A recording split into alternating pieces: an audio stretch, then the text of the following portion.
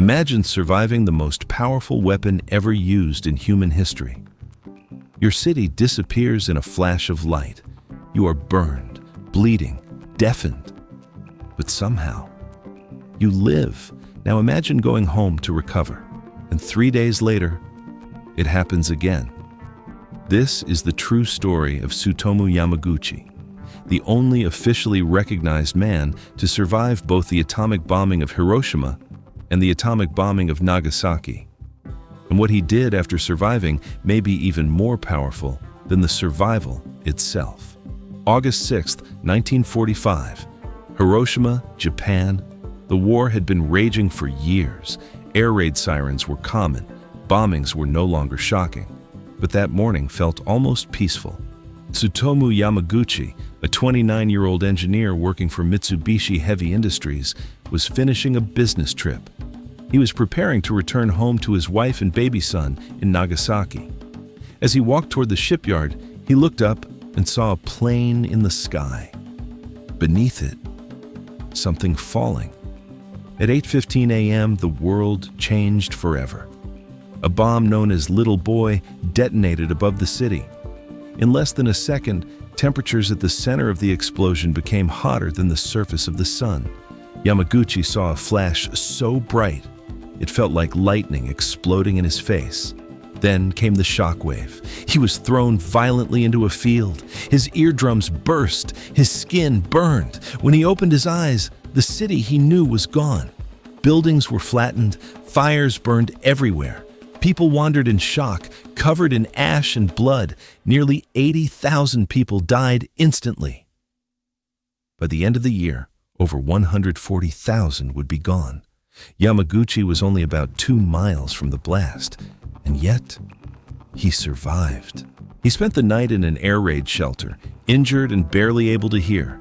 The next morning, wrapped in bandages, he made an unbelievable decision. He would go home. Despite the destruction, some trains were still running. He boarded one. Destination, Nagasaki.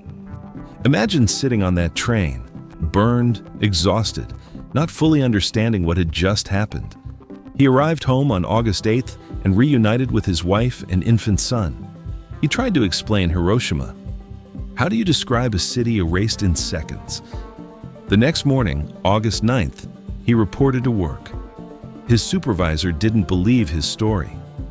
There's no way one bomb could destroy an entire city, he insisted. And then, at 11:02 a.m., another blinding flash filled the sky. A second atomic bomb, known as Fat Man, exploded over Nagasaki.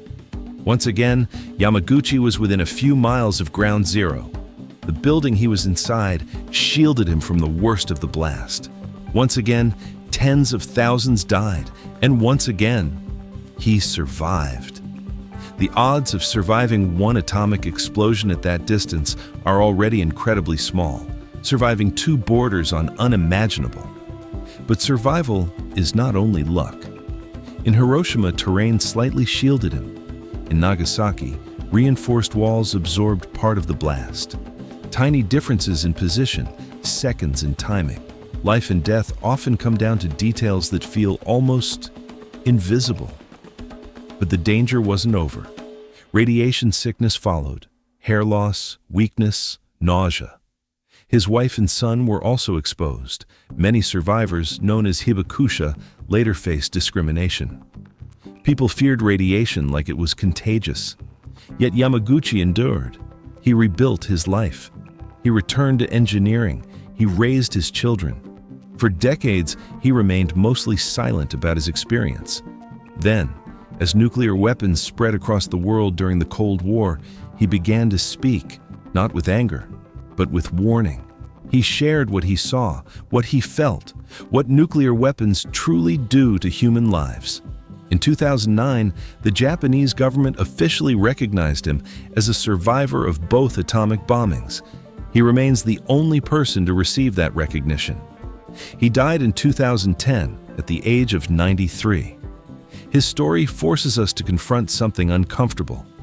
One ordinary morning can become history in a single flash. One decision made far away can reshape thousands of lives. Yet in the middle of unimaginable destruction, one man chose not to live in bitterness. He chose to speak, to teach, to advocate for peace. Perhaps the most powerful part of his story isn't that he survived death twice.